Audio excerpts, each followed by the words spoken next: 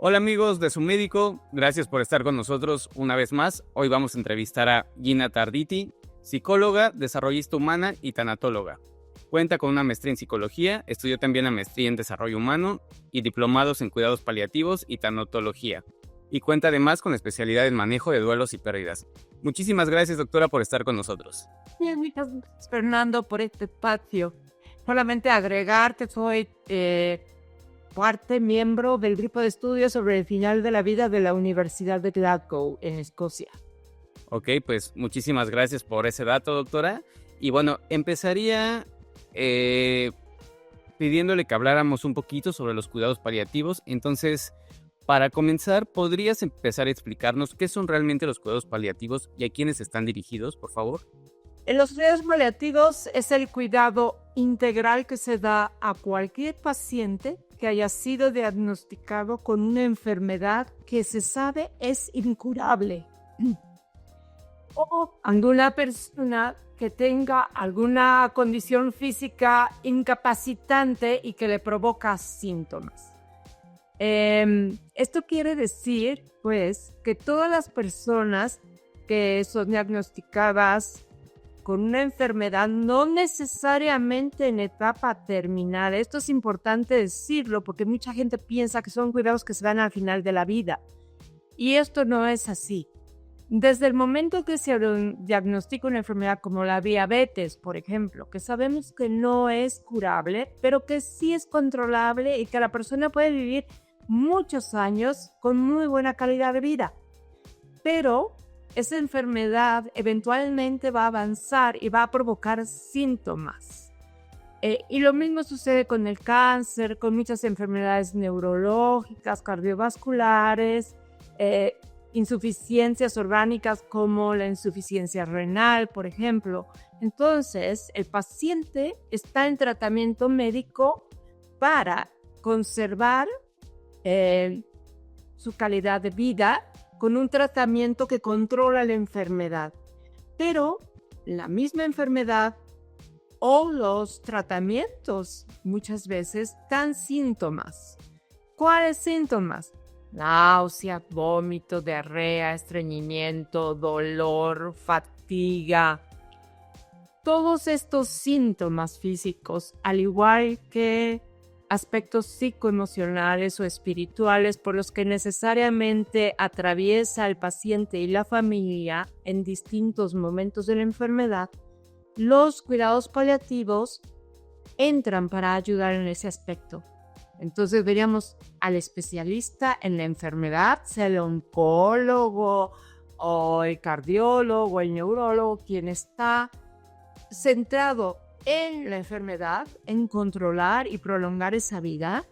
Y los cuidados paliativos entran al principio solamente cuando el paciente necesita el manejo de estos síntomas porque son los expertos en adelantarse, en prevenir, en evitar o paliar esos síntomas. No se centran en la enfermedad propiamente porque para eso está el otro tratamiento médico, pero los cuidados paliativos intervienen en estos momentos y, por supuesto, conforme la enfermedad avanza, los cuidados paliativos tendrán mayor margen de acción.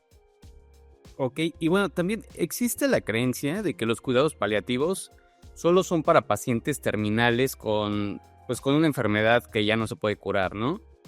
¿Qué otros padecimientos o situaciones pueden requerir estos cuidados paliativos? Como decía, cualquier insuficiencia orgánica puede ser insuficiencia renal, cardíaca, hepática, enfermedades neurológicas, todos los tipos de demencia, Parkinson, lupus, otras enfermedades inmunológicas como esclerosis múltiple o lateral amiotrófica, SIDA, todos los tipos de cáncer. Y si nos ponemos a pensar y revisamos las cifras del INEGI, nos daremos cuenta que las 2/3 partes de la población que muere año con año se debe a una de estas causas de enfermedades crónicas, que antes llamábamos crónicas degenerativas y hoy a veces les llamamos crónicas no transmisibles. Pero en realidad son las que generan 2/3 partes de las defunciones en el país y en el mundo. Y la principal causa es que vivimos más. Sí, esto es verdad. ¿Y en qué momento debe una persona o familiar considerar iniciar un acompañamiento con cuidados paliativos? Lo ideal es que en el momento en que el paciente esté presentando síntomas, como decía yo antes, por la enfermedad o por los tratamientos. Y lo que decías antes es bien importante, subrayar que no son para el final de la vida, porque mucha gente los evita por eso, porque sienten que es como, ya me voy a morir, por eso me están mandando a cuidados paliativos. Y esto hace pues que esos síntomas le resten calidad de vida y provocan más sufrimiento tanto para el paciente como para la familia. Pero también tengo que decir que otra de las causas es que tenemos muy pocos servicios de cuidados paliativos en el país. Entonces también hay que ser realistas y pensar que todos estos pacientes pueden acceder a los cuidados paliativos. Hoy por hoy nuestra realidad es otra. Entonces yo creo que ahorita, Fernando, todos aquellos que tengan la posibilidad de pedir cuidados paliativos para acompañar su proceso de enfermedad, no necesariamente dejando su tratamiento médico que prolonga su vida, sino que lleve los dos conforme los va necesitando, pues que los pidan. Pero más allá de eso, mi llamado sería que toda la sociedad entienda qué son los cuidados paliativos, que esa es una labor de nosotros los profesionales, decirlo con claridad, con palabras simples, con mensajes claros, para que eventualmente ellos sean los que demanden, porque en el momento en que la sociedad los demande, pues claro que tendremos mucho más servicios disponibles a lo largo del país. Ok, y bueno, además del médico, ¿quiénes conforman el equipo ideal de cuidados paliativos y cuál es el papel del tanatólogo o psicólogo dentro de este equipo? Idealmente el equipo tendría que estar formado por un médico paliativista, por un psicólogo, por un enfermero, por un trabajador social. Eventualmente otros profesionales puede entrar el voluntariado también para acompañar al paciente en sus necesidades prácticas cuando pues no tienen una red de apoyo suficientemente fuerte, ¿no? El papel, por ejemplo, del psicólogo no es solamente atender los aspectos psicoafectivos que está viviendo el paciente y la familia y mejorar la comunicación entre ellos, porque sabemos bien que nos cuesta trabajo hablar de ciertos temas, como puede ser el simple hecho de un diagnóstico que sabe uno que no es curable, es entrar en un ciclo difícil de asumir, de entender, de resignificar para poder seguir viviendo con calidad. Entonces el psicólogo puede ayudar a normalizar la conversación, a normalizar el hecho de que el paciente se sienta por momentos triste o enojado o angustiado, y la familia también, y qué ayuda y qué no ayuda en esos momentos, cómo comunicarse, cómo respetar la autonomía del paciente. Pero también el psicólogo ayuda al resto del equipo porque el estar viviendo tan cerca del sufrimiento humano, pues eventualmente a todos los que estamos ahí también nos puede afectar y tenemos que aprender a manejarlo y a tener herramientas de autocuidado que nos permitan hacer nuestra labor de manera efectiva, pero cuidando de nosotros mismos también. Ok, y precisamente sobre esto de lo que está hablando, le preguntaría cómo se trabaja en conjunto con la familia del paciente para alinear expectativas y brindar contención emocional. Por lo general, lo recomendable es tener como una reunión familiar al inicio cuando se hace contacto con el paliativista. Yo sugiero que siempre que pueda estar presente el paciente, esté presente, porque es bien importante que escuchemos su voz. ¿Qué quiere? ¿Qué no quiere? ¿Qué le gustaría y qué no le gustaría? Si no pudiera decidir más adelante porque su situación no se lo permite, que diga a qué estaría dispuesto a someterse y a qué no, y que la familia entienda que tenemos que cerrar en torno al paciente. Nuestros esfuerzos tienen que ir dirigidos de acuerdo a las necesidades y deseos del paciente. Podemos no siempre estar de acuerdo con lo que el paciente decide y podemos preguntar por qué y tal vez si nos permite dar otras ideas y sugerencias, brindarle toda la información que necesite. Pero una vez que tiene esa información y él dice, por ejemplo, ya no quiero más quimioterapia. Ya fueron muchos años de estar en tratamientos. Ya no quiero más. Quiero que solamente atiendan mis síntomas para que yo no tenga dolor, para que no tenga ansiedad, que me acompañen hasta el final.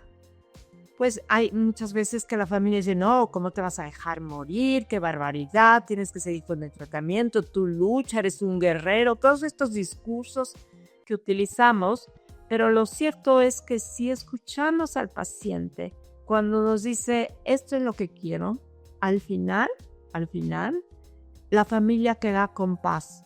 El dolor está, el dolor por la muerte del ser querido necesariamente van a entrar en duelo, pero no es lo mismo decir, lo acompañé hasta el final como él me lo pidió, a lo obligué a someterse a un tratamiento que normalmente llega un momento en que ya no funciona el tratamiento. Por eso los pacientes también dicen, ya no quiero, porque ya no les está dando la posibilidad de vivir con calidad, con dignidad.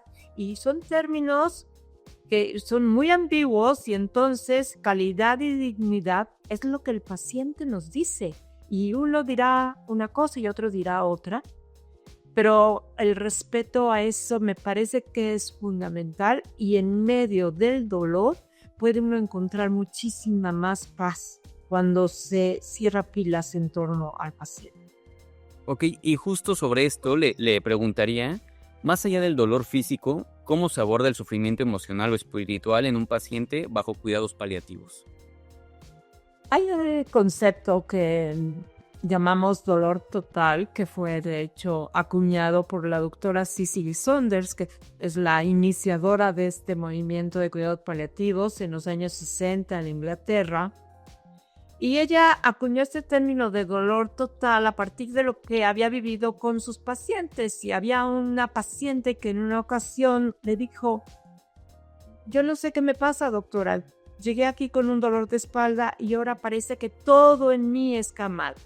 Y entonces ella dijo, claro, el dolor no solamente tiene un aspecto físico, tiene también un aspecto emocional y social, espiritual, y vienen los cuestionamientos de por qué a mí, por qué ahora, qué pasará con mi familia, moriré, cuándo moriré, cómo moriré, la economía, la burocracia, las personas que no escuchan, que se alejan, ¿no? La red social que a veces es muy fuerte y que sostiene y contiene, pero otras veces hay gente que está muy sola y eso se agrega al sufrimiento. Entonces, contestando puntualmente, ¿cómo ayuda a un paciente en los aspectos espirituales y sociales?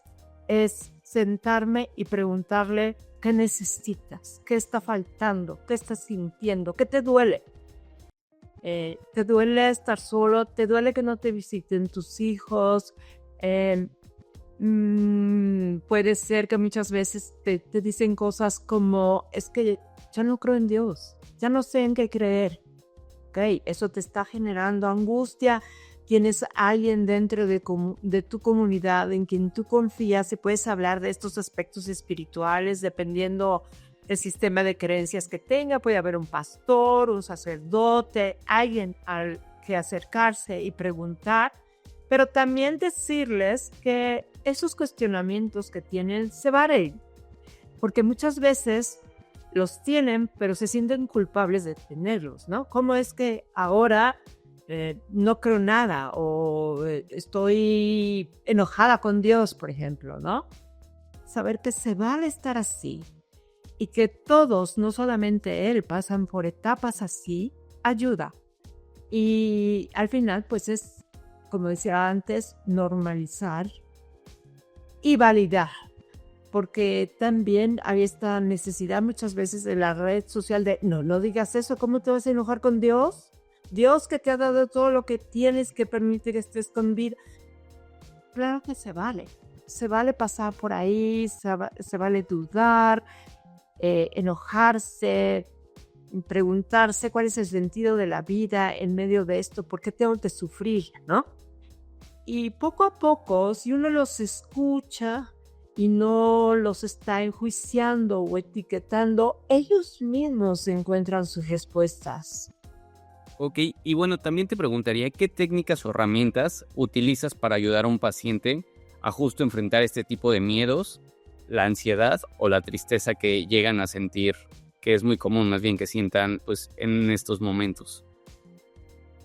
Montón de técnicas y uno las va adaptando al tipo de paciente, a la edad que tienen, a nivel sociocultural también y a sus preferencias. Entonces, a veces, por ejemplo, a algunos les ayuda a dibujar y te van platicando lo que están dibujando, esto sobre todo en niños, pero hay adultos que también les gusta hacerlo, otros escribiendo, ¿no? Un cuento o simplemente un diario, llevan un diario y te comparten lo que están sintiendo. Entonces, cuando ellos ya leen lo que escribieron, lo entienden desde otra perspectiva y así es como ellos van encontrando sus respuestas o acomodando sus emociones. Otra es entender que las emociones son normales, todas, porque también hay este discurso de que hay emociones que hacen daño y que tenemos que evitarlas a toda costa, como el enojo, ¿no? Y yo he visto a muchas familias que les dicen a sus pacientes, no te enojes porque eso va a hacer que regrese el cáncer, por ejemplo, ¿no? Si saber que eso no es cierto, que eso no pasa y que el enojo es parte de nuestra naturaleza humana y más bien lo importante es entender, y así se los digo, por qué estás enojado hoy, porque el enojo de hoy puede ser distinto al de ayer o al de mañana. Hoy, ¿qué te hace enojar? ¿Y qué puedes hacer una vez que lo identificas con ese enojo para que funcione a tu favor? Porque al final nacimos con emociones porque son procesos que tenemos para adaptarnos a la realidad. Lo importante es saberlos utilizar. Y entonces el enojo te puede dar mucha energía para construir o para destruir. Entonces, una vez que entienden eso y podemos hacer una lluvia de ideas de qué podrías hacer en este momento con tu enojo. Que tu hermano no te ha visitado desde hace mucho y estás enojada. Bueno, ¿qué puedes hacer? Escribirle tal vez en una carta, hablarle por teléfono, qué le dirías, qué no le dirías, o cómo volcar ese enojo en algo que te haga salir, distraerte y volcar esa emoción en otras que te hacen mejor, o ver a los que sí tienes y no a los que se han alejado por la razón que sea, ¿no? Entonces, esas serían algunas de las técnicas que yo suelo utilizar cuando hay, por ejemplo, mitos sobre las enfermedades, que hay muchos, ¿no? Yo he trabajado mucho los mitos alrededor del cáncer, entonces hay gente que se siente culpable por haber desarrollado cáncer. Entonces a veces yo misma les pido que ellos hagan su propia investigación, pero no en Google, que entren a sitios serios donde pueden encontrar información clara para despejar todos esos mitos. Y sucede que cuando entiende que ellos no han hecho nada malo, pues claro que hay muchos factores que intervienen en el desarrollo de una enfermedad, pero nadie se la provoca por gusto. Y estos discursos de porque eres enojón o guardas resentimientos, por eso te vino el cáncer, son falsos y hacen muchísimo daño. Entonces, ayudarlos a despejar esos mitos les ayuda una barbaridad, porque muchas veces si tú les preguntas, ¿estás sufriendo más por la enfermedad, por los síntomas? Ellos te dicen por lo que dicen de la enfermedad. Por lo que me dice mi gente, que ya suelte, que ya olvide, que ya perdone, que cambie mi estilo de vida, mi forma de ser para curarme. Entonces es una carga muy pesada.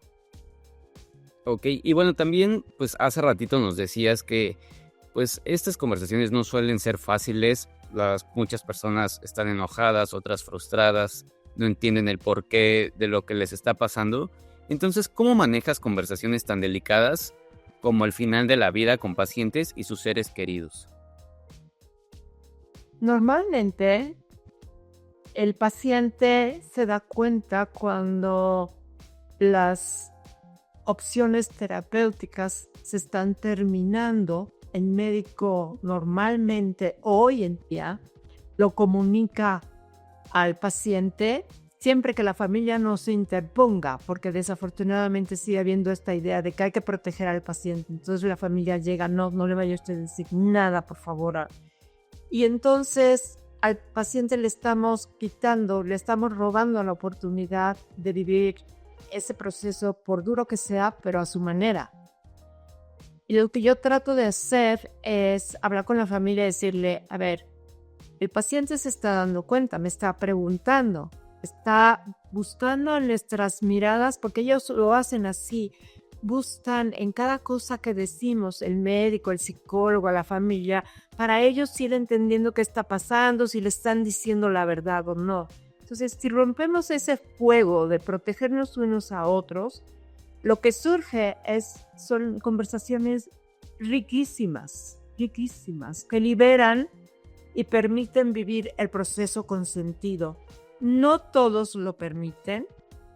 Hay personas que definitivamente te cierran la puerta y te dicen, a mi familiar no le va a usted a decir nada. Si él le dice que se está muriendo, usted no le puede decir que sí. Y desgraciadamente, yo en esos casos lo que digo es, si él me dice que se está muriendo, yo me lo puedo mentir. Lo único que podría decirle, hablé con su médico. Eso es lo que yo contestaría. Pero no puedes llegar más allá de lo que la familia y el mismo paciente te permite. Hay pacientes, pocos, pero hay algunos. Recuerdo a una muy específico que alguna vez me dijo, yo sé que me puedo morir, pero no quiero saber. Estaba muy claro y había que respetarlo. Sin embargo, la mayoría de la gente sí quiere. Eventualmente, al principio dudan, se engañan a sí mismos, pero al final quieren hablar, porque todos tenemos siempre algo que hemos dejado en la valija, como yo digo, ¿no? Esas recomendaciones que quisiéramos darle a los hijos, a los padres, despedirnos, dar gracias, pedir perdón. Son cosas que no nos deberíamos perder ningún ser humano, de verdad, si tenemos la oportunidad de hacer. Así es, y bueno, lo único que tenemos seguro al nacer, pues es la muerte. Entonces, hablando un poquito de tanatología y acompañamiento en el duelo, justo desde la tanatología, ¿cómo defines un buen morir o una muerte digna? Para mí, la buena muerte es algo muy personal. Entonces te diría, desde mi perspectiva, una buena muerte sería la que me permite despedirme y que ocurre de manera natural. Es decir, yo no le temo, no es que no le tema a las enfermedades, es que estoy clara que solamente hay dos formas básicamente de morir: por causa natural o no natural. Y las enfermedades entran como causa natural. Entonces, yo quiero una muerte natural. No me gustaría morir en un accidente o víctima de la violencia. Me gustaría morir aunque tenga que pasar por un proceso de enfermedad, que me gustaría vivir a mi manera, tener la fuerza para decidir qué quiero y qué no quiero y hasta dónde estoy dispuesta para conservar la vida. Desde luego no me gustaría una enfermedad larguísima que me provoque dolor. Entonces te diría que esa es mi perspectiva, que la mayoría de las personas hoy dicen que la buena muerte es la que ocurre sin que te des cuenta, ¿no? Un infarto y adiós. Y yo respeto a todos los que dicen eso. Yo, en lo personal, preferiría tener un pequeño plazo para, por si algo se me quedó ahí en la maleta y no he dicho, y hacerlo, porque además la familia, sí, al final dice que bueno que se fue así sin sufrir, pero muchas veces se quedan cosas en el tintero. Entonces, al final, nadie se va sano. porque aún el que muere por un infarto no es porque estaba sano, ¿no? Entonces, yo diría tenerle menos miedo a las enfermedades y al proceso de morir, pero saber que necesitamos desarrollar los cuidados paliativos en el primer nivel de atención, porque nadie merece morir con sufrimiento evitable. Y hoy tenemos los recursos en el mundo, quiero decir, medicamentos, tratamientos y profesionales que pueden ayudarte a que no sufras. Entonces necesitamos tener acceso a eso, todos, y no solamente unos cuantos privilegiados como es hoy en día. Ok, y bueno, también te preguntaría cómo se prepara una familia para la partida de un ser querido y cómo se les acompaña después y durante el duelo. Mira, hay que irla acompañando conforme la enfermedad de su ser querido avanza, ¿no? Al principio es también ayudarlos a organizarse. Primero se quieren volcar todos a cuidar y todos se desgastan al mismo tiempo. Entonces es como ayudarlos a distribuir la carga de trabajo, a repartirse bien las tareas para que todos puedan acompañar, pero al mismo tiempo sigan teniendo una vida. Conforme la enfermedad avanza, las demandas también van a ser mayores, entonces hablar con ellos, saber qué están sintiendo, qué les está preocupando. De acuerdo a la situación en particular, el médico puede saber cuáles son los posibles escenarios que se van a presentar hacia el final. Y entonces es importante que el médico los hable con la familia para que esté lista para saber cómo reaccionar en estos distintos escenarios, porque lo que pasa a veces es que no están bien preparada la familia y cuando viene una crisis corren al hospital y es lo peor que se puede hacer cuando el paciente ya está en fase terminal. No hay nada que hacer en el hospital, sino en la casa, pero para eso necesita la familia saber qué tiene que hacer, a quién tiene que llamar, que incluso pueden tener ciertos medicamentos ahí, para si viene este dolor, si viene este síntoma, esta es la pastilla que le vas a dar, me vas a llamar, etc. Y al final, hacerles ver cuáles son los síntomas de la agonía, acompañarlos, que sepan que el paciente muchas veces ya en la fase agónica no está sufriendo, pero la familia siente que sí, por cómo lo ve respirar, porque reaccionan poco ante los estímulos, por el que puede cambiar la coloración de piel. Entonces, acompañarlos y hacerles ver que el paciente está bien, que el paciente no está sintiendo dolor, que se está controlando todo eso. Y luego decirles también que estén ahí como testigos el tiempo que ellos quieran y necesiten durante y después del fallecimiento, ¿no? No esta prisa de córrele, hay que hacer los arreglos funerarios o hay que salirse del cuarto rápidamente. No, que cada quien se despida como lo necesite, no importa cuánto tiempo antes hayan sabido que esto iba a suceder, el momento siempre es un choque brutal, la muerte de un ser querido siempre nos sacude. Aún en el caso cuando muchas veces decimos yo no quiero verlo sufrir, quiero que descanse, ese momento puede ser brutal, entonces es estar preparado para quien rompe en llanto o maldice, lo que sea que hagan, que entiendan que cada uno es diferente y puede reaccionar así y que no tenemos que decirle, ya no llores, ya no grites, o no lo dejas ir, o lo estás atrapando, no estas ideas, mitos que tenemos. No, el paciente ya murió y está bien, y los que tenemos que aprender a vivir con esa pérdida somos nosotros y cada quien reaccionamos diferente. Después, durante el duelo, yo te diría que la mayoría de las personas, toda la vida hemos vivido nuestros duelos, sí, con nuestros recursos, con nuestra red social, sin ayuda profesional.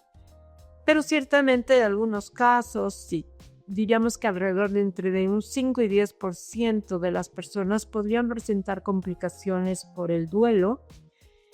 muchas veces por las circunstancias de la muerte. Y si pensamos, por ejemplo, en el caso de desapariciones en México, pues esto es brutal. Y es importante en esos casos que la persona entienda que no es débil o no pasa nada mal con él porque no puede aceptar la muerte de su ser querido porque es una circunstancia externa, no depende de él. Él no sabe qué pasó, no sabe si vive, si muere.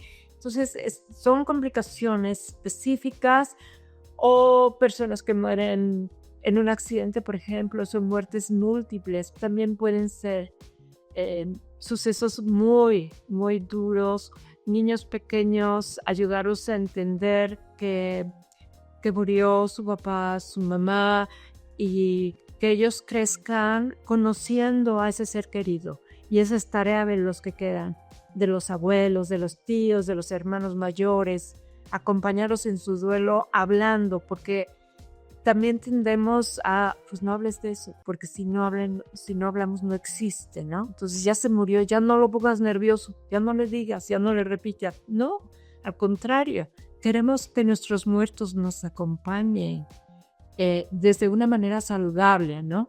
Entonces tenerlos en la memoria, recordarlos. Hay gente que piensa que si alguien llora 10 años después de que murió su mamá, su hermano, su hijo, es que no hicieron el duelo bien, es que tienen algún problema. Claro que no. Si ellos funcionan adecuadamente en su vida diaria, es decir, tienen proyectos, trabajan, estudian, se levantan, se arreglan, salen, hacen sus actividades. A veces estamos mejor que otras veces, ¿no? Todos en la vida, pero funcionamos, entonces no tenemos que preocuparnos. Preocuparse cuando alguien cae en depresión o no quiere levantarse o no le encuentra sentido a la vida. No digo que al principio del duelo, porque casi todos pasarán por eso, pero si pasan 2 años y la persona sigue pensando que la vida no tiene sentido, no sale de su casa o no realiza las actividades que antes le daban sentido, entonces sí, tendríamos que sugerirles que busquen ayuda profesional. Ok, y bueno, hace ratito tocabas tú el tema de los cuidados paliativos en México. Entonces, pues bueno, te preguntaría, ¿qué tan accesibles son los cuidados paliativos en México? Y si crees tú que existen barreras culturales o institucionales que limiten su acceso. Hay diferentes tipos de obstáculos. Uno es la falta de conocimiento, como decía antes, y la gente no sabe que existen, o lo que sabe no corresponde con la realidad. Si la gente piensa que los cuidados paliativos son para los que se están muriendo, eso no nos deja avanzar. Eso por un lado. Por otro lado, sí hay problemas culturales porque tradicionalmente, y no solo en México, la comunidad es importantísima. La comunidad tradicionalmente siempre ha cuidado a sus enfermos y ha acompañado a sus dolientes. Entonces, si los queremos sacar de su comunidad y traerlos al tercer nivel de atención, lo que estamos haciendo es rompiendo esa necesidad de ser acompañados y de ser entendidos desde su cultura, desde su contexto. Entonces, yo por eso digo que necesitamos que los médicos de primer nivel, los médicos generales, tengan el conocimiento básico sobre cuidado paliativo, porque la mayoría de los pacientes no requiere de grandes intervenciones, sino del manejo adecuado de ciertos medicamentos. Entonces, los médicos de primer nivel pueden tener este conocimiento y entonces la gente no tendría que salir de sus comunidades y desde luego los especialistas sí estarían en el segundo y tercer nivel de atención para quienes lo requieran. Entonces yo creo que tenemos que romper esas barreras, la de comunicación, comunicarnos con claridad, unificar criterios de qué vamos a decir, porque si salgo y digo que necesitamos médicos especialistas, nos vamos a tardar además siglos. tenemos que trabajar en ambos planos. Sí, especialistas, pero mucho más generalistas, digamos. Y contar con el cuadro básico de medicamentos para cuidados paliativos, sí o sí, siempre. Ok, y en la actualidad, ¿crees que las familias puedan buscar apoyo en cuidados paliativos, especialmente si no cuentan con recursos económicos abundantes? Sin seguridad social es difícil. Hay algunas fundaciones que apoyan de acuerdo al nivel socioeconómico de la persona y que visitan en domicilio, pero son muy pocos servicios, ¿no? Aquí en la Ciudad de México tenemos en Morelos y en algunos otros lugares. Quienes tienen la oportunidad de acercarse a los institutos de salud, pues todos ellos cuentan con servicios de cuidados paliativos que son de excelencia realmente. Y por ejemplo, en el Instituto Nacional de Cancerología, lo que se hace es que si el paciente puede estar en su casa, no importa que viva afuera, lo único que tendría que hacer es tener un médico de contacto en su lugar de origen que pueda enlazarse con el servicio de cuidados paliativos de cancerología, y entonces están en intercomunicación y el médico acompaña al paciente en su lugar de origen. Esto ha ayudado mucho a quienes van ahí a cancerología, pero necesitamos que eso se replique en todas las comunidades, ¿no? Ok, y bueno, también te preguntaría, ¿qué le hace falta al sistema de salud mexicano para integrar los cuidados paliativos como parte esencial de la atención médica? Pues es curioso porque en ley estamos bastante avanzados, pero no en la práctica. Y volvemos a lo mismo, faltan recursos humanos y materiales. Es triste decirlo, cuando yo empecé en cuidados paliativos no había morfina en México. Después la morfina llegó y era accesible, es accesible económicamente. Pero desgraciadamente no siempre está disponible en todos los lugares, en todas las farmacias, en todas las presentaciones que se refieren, y eso es muy lamentable porque siendo medicamentos accesibles para la mayoría de la población, me parece que es un pecado que no se encuentren fácilmente accesibles para todos. Entonces no estamos en un buen momento en ese sentido, y con tantos problemas que enfrenta el sistema de salud, pues pareciera que los cuidados paliativos los dejamos de lado. Pero si lo pensamos bien, y como tú bien lo dijiste antes, todos nos vamos a morir. Y si 2/3 partes de la población va a morir producto de alguna de estas enfermedades, va a requerir eventualmente algún tipo de cuidado paliativo, por mínimo que sea. Entonces necesitamos trabajar en recursos humanos y materiales. Y simultáneamente en difundir. Yo insisto mucho en esto porque si volteamos a ver, por ejemplo, lo que pasó con cáncer de mama en México, las mujeres son súper organizadas y empujaron el movimiento hasta que lograron campañas de concientización que han permeado entre la sociedad. Eso mismo tenemos que lograr desde los cuidados paliativos, pero como los pacientes muchas veces o no lo reciben o están muy débiles al final para poder hablar por ellos, necesitamos nosotros ser su voz y hacer que la gente los comprenda como son. No es tan complejo entender, y algo que es muy importante decir, que no se confundan con la eutanasia, porque no tienen nada que ver. Yo apoyo la eutanasia, yo, Gina, pero no tiene nada que ver una cosa con otra.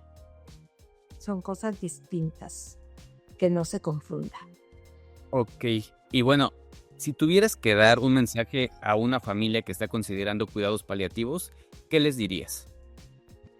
Que se acerquen al servicio de cuidados paliativos al que tengan acceso, que no tengan miedo, que lleven su lista de preguntas y directamente pregunten: ¿qué puedo esperar de ustedes? ¿Qué sí y qué no me van a dar? ¿Cómo me pueden acompañar? Despejen todas sus dudas, porque es muy triste cuando de repente alguien te habla y te dice: es que mi mamá ya no habla, pero ya no oye, pero ya casi no ve, pero está muy bien. La llevamos al hospital cada tercer día para que le hagan X, Y y Z. Y les preguntas, ¿y están viendo a cuidados paliativos? No, todavía no estabas ahí. No, es que cuidados paliativos tendría que estar ahí. Y probablemente esa persona, ese paciente de 80 y tantos años ya no tendría que ir y venir al hospital, sino que la atención que requiere para tener calidad de dignidad la tendría en su propia casa. Ok, ¿hay algún libro, recurso o práctica que recomiendes a quienes están acompañando a un ser querido en esta etapa?